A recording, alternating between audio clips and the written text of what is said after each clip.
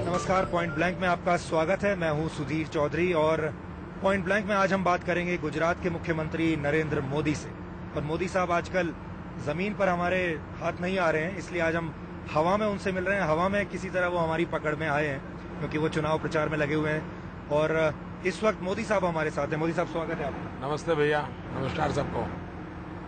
और पहला सवाल मोदी साहब ये है कि चुनाव के इस दौरान बीच में ही आपका नाम जो प्रधानमंत्री पद के लिए चल पड़ा और कोई बाहर के लोग नहीं, आपकी अपनी पार्टी के लोग आपका नाम उछाल रहे हैं, कह रहे हैं कि नरेंद्र मोदी अगले प्रधानमंत्री पद के दावेदार हो सकते हैं। तो ये चेंज ऑफ स्ट्रैटेजी है, सोची समझी नीति है, क्या है? एक तो किसी ने भी प्रधानमंत्री पद की चर्चा नहीं की है। भारतीय जनता पार्टी, एनडीए सबने सर्वसम्मति से आडवाणी जी को प्रधानमंत्री पद के उम्मीदवार घोषित किए और हम सब भारतीय जनता पार्टी और एनडीए के साथी आडवाणी जी को प्रधानमंत्री बनाने के लिए, भाजपा एनडीए की सरकार बनाने के लिए जी जान से जुटे हुए हैं। और मैं तो पूरे देश में भ्रमण कर रहा हूं, मैं अनुभव कर रहा हूं कि पूरे देश में दिल्ली सरकार को बदलने का मूड बन चुका है और मैं देख रहा हूं कि आडवाणी जी प्रधानमंत्री बनेंगे। जी, लेकिन गुजरात में आने के बाद ही आप देखिए, अरुण शौरी ने बयान दिया आपके बारे में कि नरेंद्र मोदी अच्छे प्रधानमंत्री साबित हो सकते हैं, उनके अंदर सारी खूबियां हैं। दिल्ली में बैठकर अरुण जेटली ने कहा, यशवंत सिन्हा ने कहा। जब आप तय कर चुके हैं कि आडवाणी जी प्रधानमंत्री पद के उम्मीदवार होंगे, तो दूसरा नाम क्यों?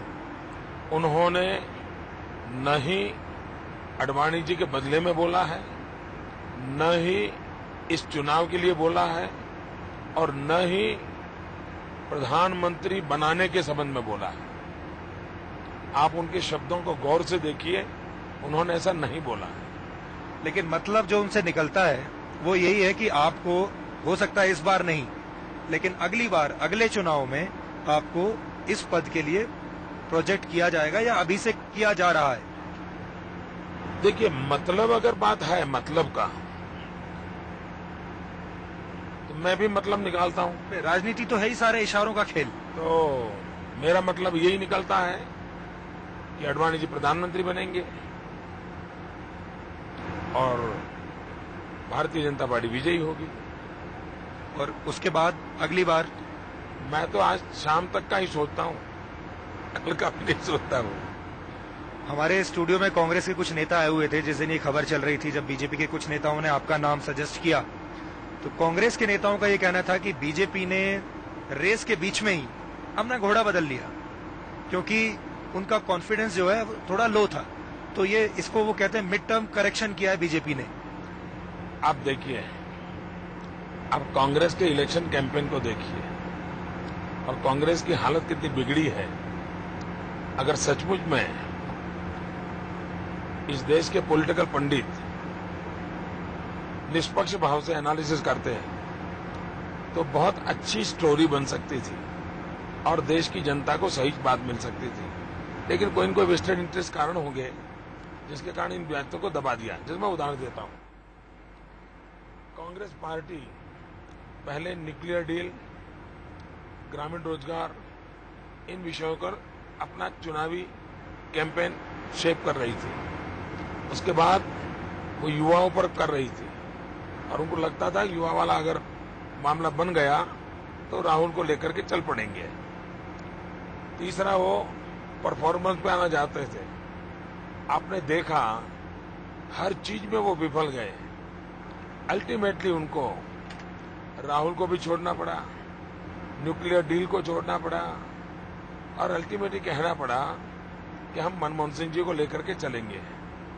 उसमें भी हालत ये हो गई कि कांग्रेस का एक भी सीनियर नेता मनमोहन सिंह जी को प्रधानमंत्री के पद के रूप में नाम बोलने को तैयार नहीं है। एक बार भी प्रणब मुखर्जी नहीं बोले, अर्जुन सिंह नहीं बोले, चिदम्बरम नहीं बोले, मणिशंकर अय्यर नहीं बोले, यानी एक भी व्यक्ति नहीं बोल रहा है।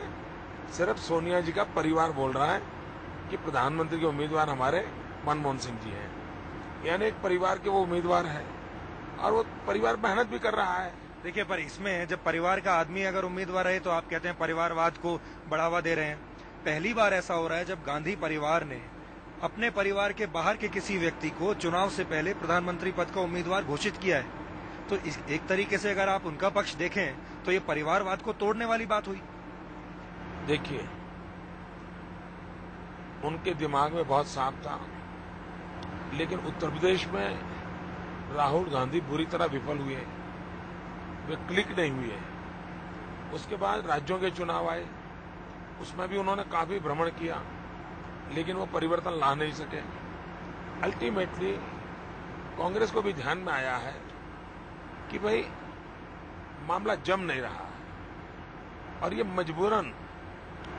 अच्छा, दूसरा, शायद नेहरू फैमिली को, इंदिरा गांधी परिवार को ऐसा बेस्ट अवसर कभी नहीं मिला जो पिछले 5 साल मिला है, जिसमें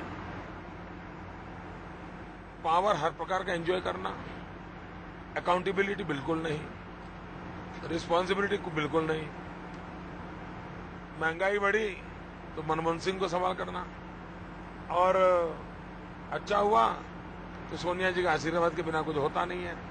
तो ये जो पावर एंजॉय करना और अकाउंटेबिलिटी के बिना करना, ये तो उनको बड़ा मजा आ गया है। ये तो मजे को आगे बढ़ाएंगे। तो वो करें क्या? मतलब वो पद पर रहें तो मुश्किल, आप पद पर रहेंगे तो आप कहेंगे कि देखिए परिवारवाद, परिवार के आदमी को बैठा दिया, और पद पर नहीं रहें तो आप जो कह रहे हैं फिर वो तो दोनों तरीके से आपने तो मतलब चित भी मेरी और पट भी मेरी। हिंदुस्तान में लाखों लोग राजनीतिक जीवन में हैं, लाखों परिवार हैं। चाफेकर बंधु 3 भाइयों ने शहादत मोल ली थी। सरदार पटेल का भी परिवार है, कमा मुंशी हुआ करते उनका परिवार है, पुरुषोत्तम टंडन हुआ करते उनका परिवार है, ढेर सारे परिवार हैं। लेकिन किसी परिवार ने इतना पावर एंजॉय नहीं किया है। त्याग और बलिदान कांग्रेस में भी देने वालों की कोई कमी नहीं थी। आजादी के आंदोलन में कई परिवार तबाह हुए थे। क्यों सरदार पटेल कहीं नजर नहीं आ रहे? सवाल उन विषयों को लेकर के, और ये सीरियस नेचर का डिबेट है। नहीं, आपने राहुल गांधी की बात की। राहुल गांधी ने अभी दिल्ली में अपनी एक प्रेस कॉन्फ्रेंस भी की थी और लोगों का ये कहना था कि बहुत ईमानदारी से उन्होंने जो सच है उसको स्वीकार भी किया। जैसे उन्होंने ये स्वीकार किया कि सीबीआई का दुरुपयोग होता है, ऐसा उन्होंने माना। लेकिन उन्होंने ये भी कहा कि एनडीए जो है वो सिर्फ अब बीजेपी के कुछ बड़े नेताओं के दिमाग की इमेजिनेशन है, एनडीए कहीं अभी एग्जिस्ट करता नहीं है। इसका मतलब ये चतुराई है कि कांग्रेस के पापों को ओन नहीं करना, लेकिन कांग्रेस का फायदा उठाना। क्या राहुल गांधी को कांग्रेस के 60 साल के शासन में जो पाप हुए हैं उसका जिम्मा लेने को तैयार है क्या? इतना कहने पर से थोड़ा चलता है कि देश में भ्रष्टाचार है। राजीव गांधी ने भी कहा था 1 रुपया निकलता है 15 पैसा पहुंचता है, इसलिए राजीव गांधी बाप थोड़े होते हैं। तो ये तो जनता की आंख में एक अलग प्रकार का हिपोक्रेसी है। आपने ऐसी बेईमानी करने वाले 4 लोगों को पार्टी से निकाला क्या?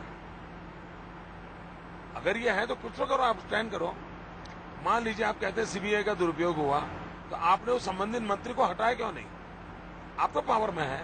तो जनता को सिर्फ आंख में धूल झोंकने के लिए भोली भाली बातें करके खुद को निकाल देना, ये कुछ मीडिया को मजा आएगा, लेकिन देश समझदार है कि भाई ये हमको मूर्ख बनाया जा रहा है। होटल का मालिक ही बोले नहीं नहीं चाय अच्छी होनी चाहिए, नहीं नहीं पकौड़े अच्छे होने चाहिए। अरे भाई होटल का मालिक का काम है चाय अच्छी दो, पकौड़े अच्छे दो।